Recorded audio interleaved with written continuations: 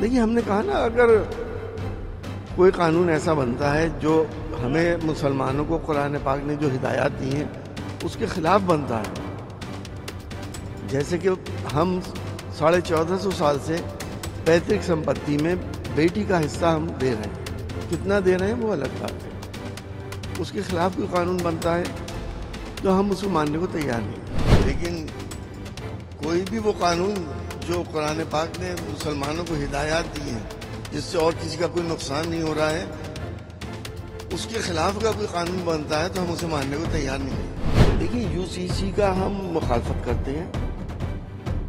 हर वो कानून जो हमें कुरान पाक ने जो हिदायत दी हैं अगर उसके खिलाफ है और कुरान की हिदायत से किसी दूसरे को कोई नुकसान नहीं हो रहा है तो फिर उसको लाने की जरूरत क्या है। तो सुना आपने, ये जनाब कह रहे हैं कि वो यूसीसी को नहीं मानेंगे, कतई नहीं मानेंगे, बिल्कुल नहीं मानेंगे।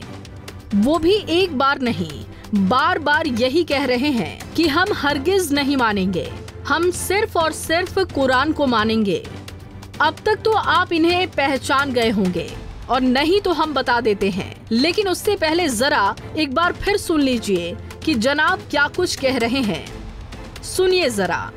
देखिए, हमने कहा ना, अगर कोई कानून ऐसा बनता है जो हमें मुसलमानों को कुरान पाक ने जो हिदायत दी हैं उसके खिलाफ बनता है, जैसे कि हम 1450 साल से पैतृक संपत्ति में बेटी का हिस्सा हम दे रहे हैं, कितना दे रहे हैं वो अलग बात है। उसके खिलाफ कोई कानून बनता है तो हम उसको मानने को तैयार नहीं हैं। लेकिन कोई भी वो कानून जो कुरान पाक ने मुसलमानों को हिदायत दी है जिससे और किसी का कोई नुकसान नहीं हो रहा है, उसके खिलाफ का कोई कानून बनता है तो हम उसे मानने को तैयार नहीं हैं। देखिए, यूसीसी का हम मुखालफत करते हैं। हर वो कानून जो हमें कुरान पाक ने जो हिदायत दी हैं अगर उसके खिलाफ है और कुरान की हिदायत से किसी दूसरे को कोई नुकसान नहीं हो रहा है तो फिर उसको लाने की जरूरत क्या है।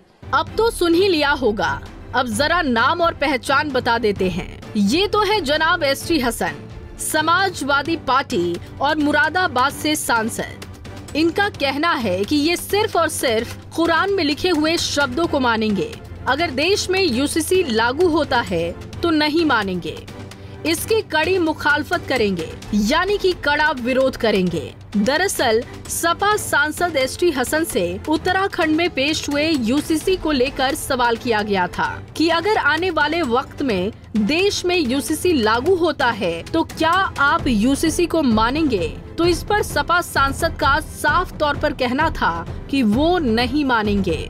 देखिए, हमने कहा ना, अगर कोई कानून ऐसा बनता है जो हमें मुसलमानों को कुरान पाक ने जो हिदायत दी हैं उसके खिलाफ बनता है, जैसे कि हम 1450 साल से पैतृक संपत्ति में बेटी का हिस्सा हम दे रहे हैं, कितना दे रहे हैं वो अलग बात है।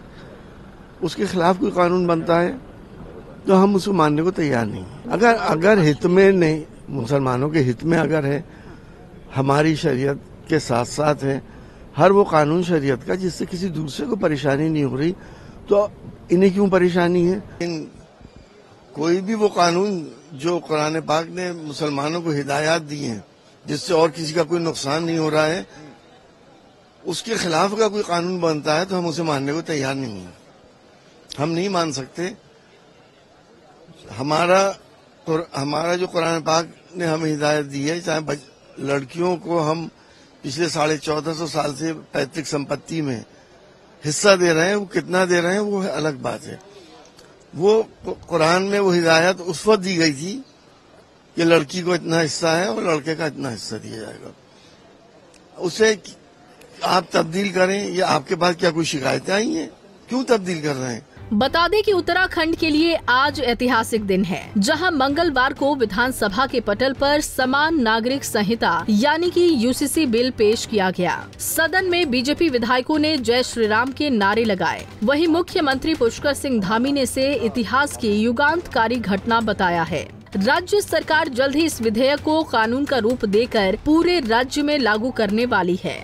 वहीं देश में भी इस समय समान नागरिक संहिता को लेकर बहस छिड़ गई है। उत्तराखंड को मॉडल के रूप में पेश किया जा रहा है। बता दें कि यूनिफॉर्म सिविल कोड के लिए उत्तराखंड की सरकार ने सुप्रीम कोर्ट की रिटायर्ड जज रंजना प्रकाश देसाई की अध्यक्षता में 5 सदस्यीय कमेटी गठित की थी। 4 दिन पहले ही सीएम को 740 पेज की ड्राफ्ट कमेटी की रिपोर्ट सौंपी गई थी। यूसीसी विधेयक का उद्देश्य नागरिक कानूनों में एकरूपता लाना है, यानी प्रत्येक नागरिक के लिए एक समान कानून हो। समान नागरिक संहिता में शादी, तलाक और जमीन जायदाद के बंटवारे में सभी धर्मों के लिए एक ही कानून लागू होगा। सभी पंथ के लोगों के लिए विवाह, तलाक, भरण पोषण, विरासत और बच्चा गोद लेने में समान रूप से कानून लागू होगा। अभी भले ये सिर्फ उत्तराखंड में लागू होने जा रहा है, लेकिन चर्चा है कि जल्द इसे देश भर में लागू कर दिया जाएगा। ऐसे में अभी से ही यूपी में इस पर सियासत गर्मा गई है। Bureau report, Punjab Kesari TV. हमसे जुड़े रहने के लिए हमारे YouTube चैनल को सब्सक्राइब करें और नई वीडियो की नोटिफिकेशन के लिए बेल आइकॉन को दबाएं। अगर आप ये वीडियो Facebook पर देख रहे हैं तो लाइक जरूर करें और ज्यादा से ज्यादा शेयर करें। धन्यवाद।